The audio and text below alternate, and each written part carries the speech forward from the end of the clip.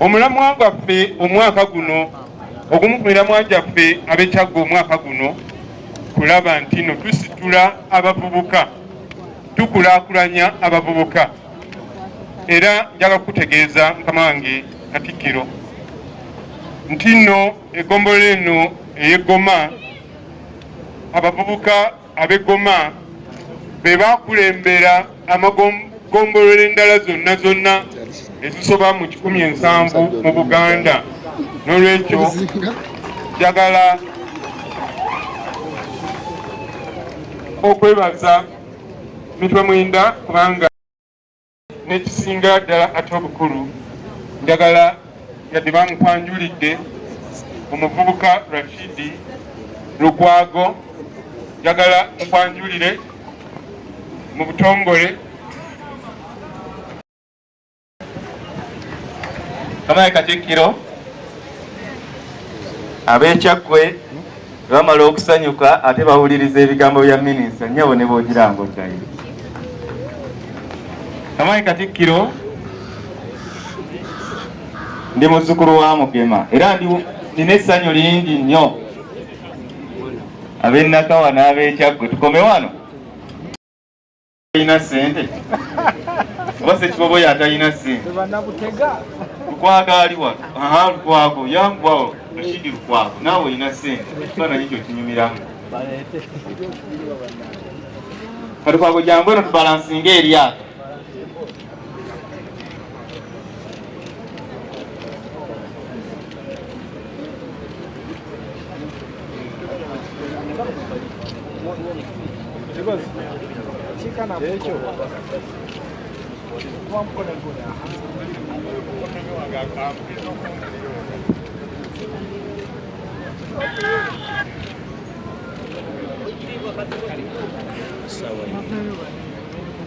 bane mwebale kuba ngalo musiimye ebikoleddwa bana mmwe nga muli balungi ezo engalo agenda kugula emijoozi n'abalala bakyagula mwongere engalo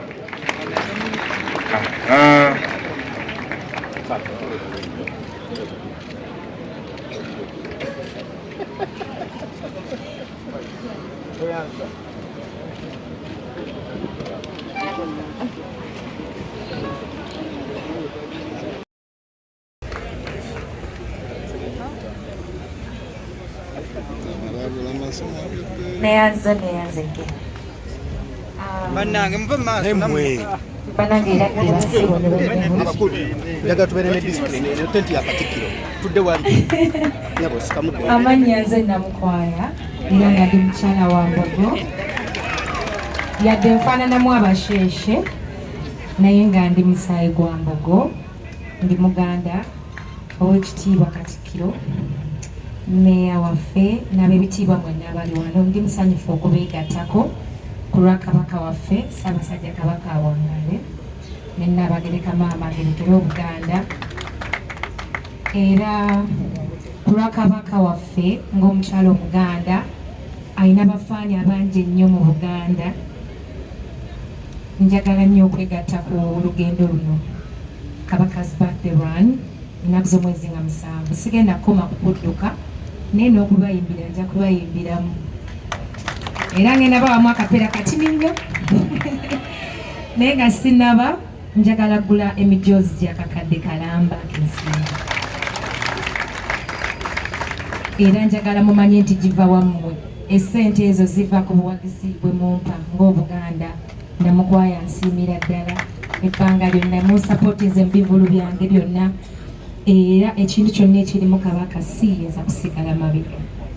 Era nkoola bannabitone bannange mwenna gye muli mutwegatteko nga 7 ate tudduke kulwa ensonga ate kubanga kirungi okukola ekintu nga kino naye nga kiina kyekigatta ku Buganda ne Uganda yonna. So mutwegatteko mwenna mugule emijoozi egiwererako ddala tusanyuse Ssaabasajja Kabaka wamu n'Obuganda bwonna. Maneja wange ndowooza ensonga agenda gikwasaganya eyo era ttiimu yange naze naye ababoodabooda team Spice Diana Bagadgets ngenda kuba nabo olunaku olwo tube ng'ate tudduka ffenna era emijoozi egyo egyakakadde akalamba ngenda kuba nga ngibakwasa olunaku olwaliwo buli omu mu team Spice Diana jenga amaanyi agalina so mbagala nnyo era mbesunze nga 7 ku lwa Ssaabasajja Kabaka. Yadde olina bangi olabeyo yadde obukazi bubwefaseyo yadde olina bakulwanireyo bona bagambe bamanye teri atali Regina. Mbagala nnyo. Wane mwongere engalo.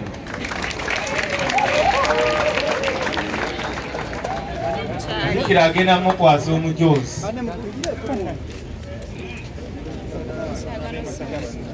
Buli yakusa omujoozi amukubire mu ngalo.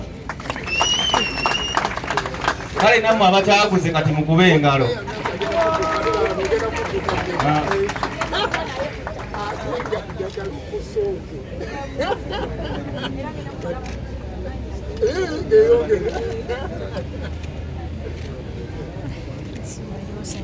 Come on.